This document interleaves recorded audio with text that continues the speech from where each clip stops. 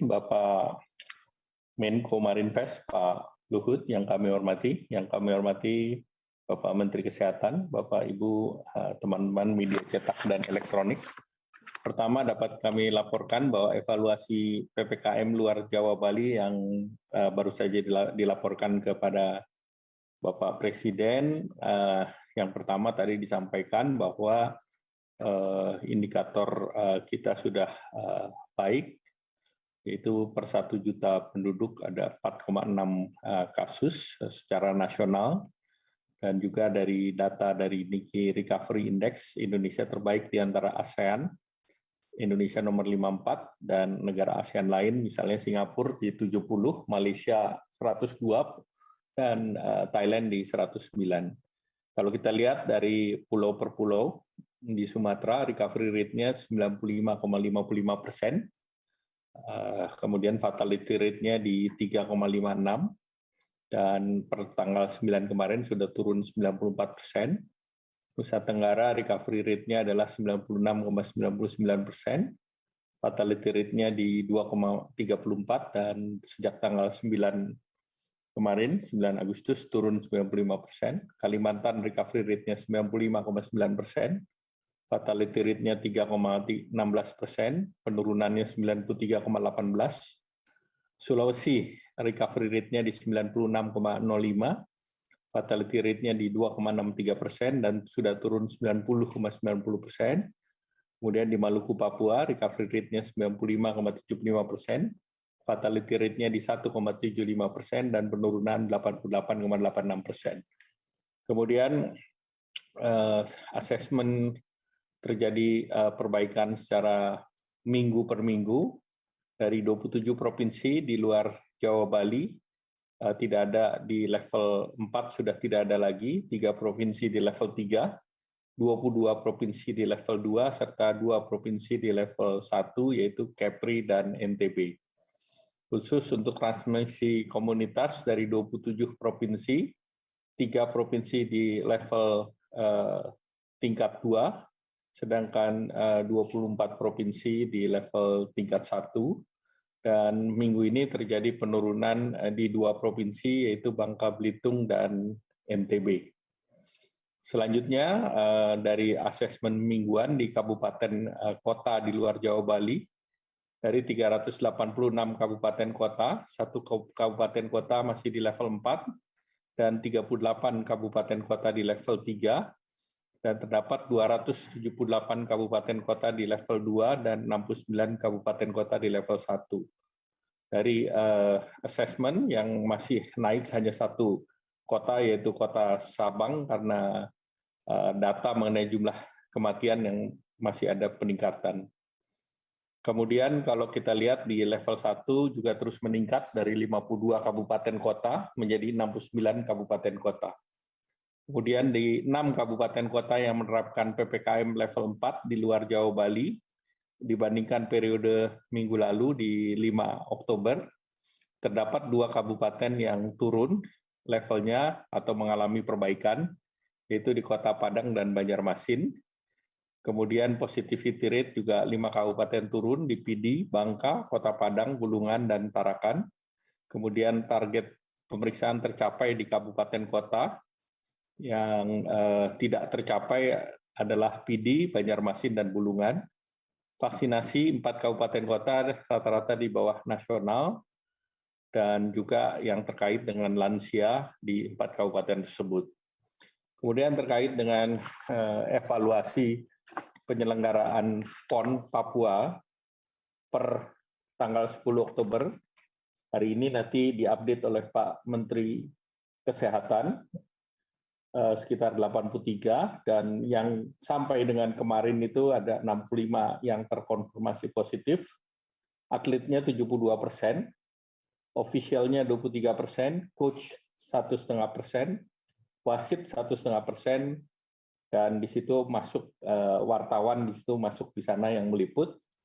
Kemudian positivity rate-nya 1,45%, kemudian terjadi di semua kota, baik di Jayapura, Kabupaten Jayapura, Mimika, dan Merauke. Beberapa atlet yang cabur yang cukup banyak atau 9 yaitu judo, sepatu roda, kemudian 7 motocross panahan, dan kriket. Yang lain antara 4, 2, dan 1-1. Nah, kemudian pemerintah mendorong agar mekanisme kepulangan para atlet diperbaiki, bahwa terkait dengan prosedur karantina akan diberlakukan karantina terpusat setelah tiba di daerah masing-masing. Tentunya sebelum kembali dilakukan PCR, dan apabila dikenakan positif, maka akan ditreatment di Kota Jayapura, Kabupaten Jayapura, Mimika, dan Merauke selama 5 hari. Oleh karena itu, Dinkes maupun isoter yang ada akan terus dipersiapkan sampai dengan H+5. Terkait dengan daerah masing-masing, diminta daerah masing-masing untuk mempersiapkan isoter atau isolasi di wilayah atau di daerah masing-masing dan selama 5 hari, dan tentunya akan di PCR hari pertama dan hari keempat. Kemudian terkait dengan mekanisme kepulangan ini, diharapkan biaya tes dan karantina ditanggung oleh pemerintah daerah dan Satgas COVID daerah.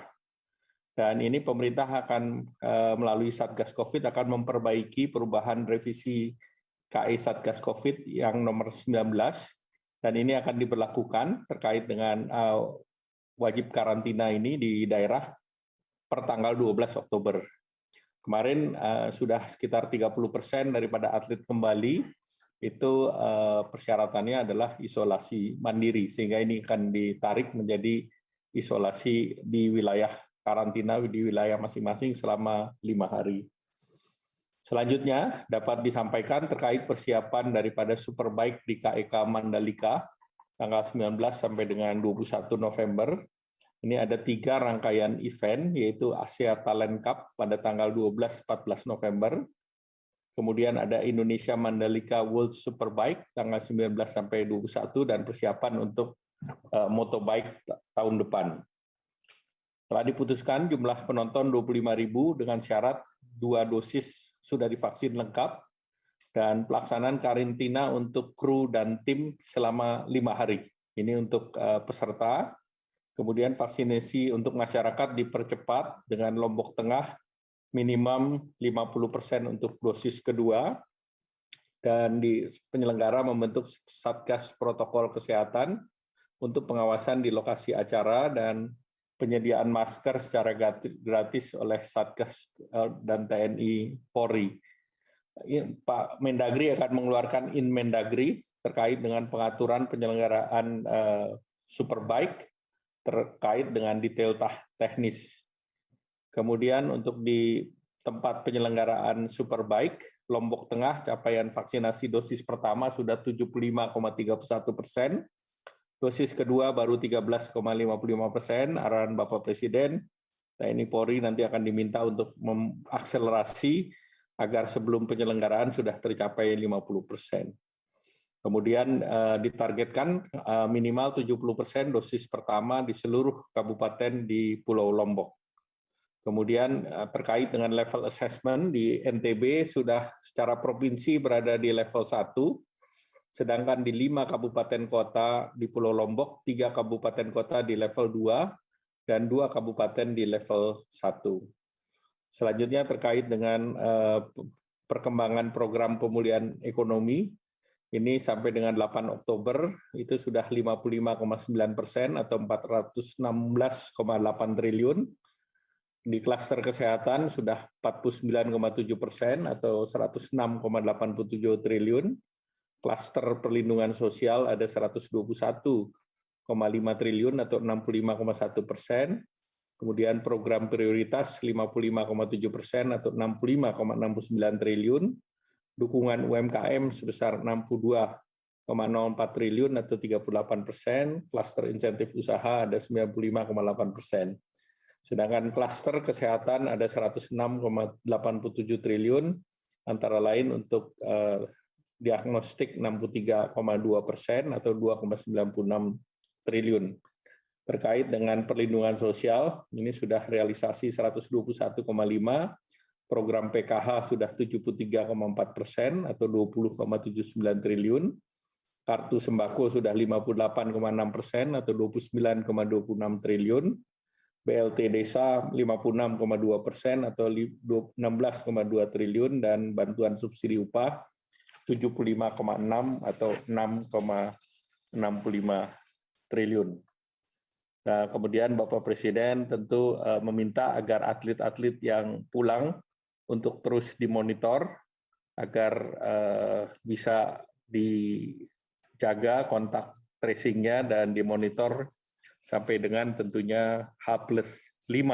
Dan ini sekali lagi ditegaskan, dan ini menjadi tanggung jawab pemerintah daerah untuk menyediakan karantina bagi atlet-atlet yang kembali dari PON tersebut.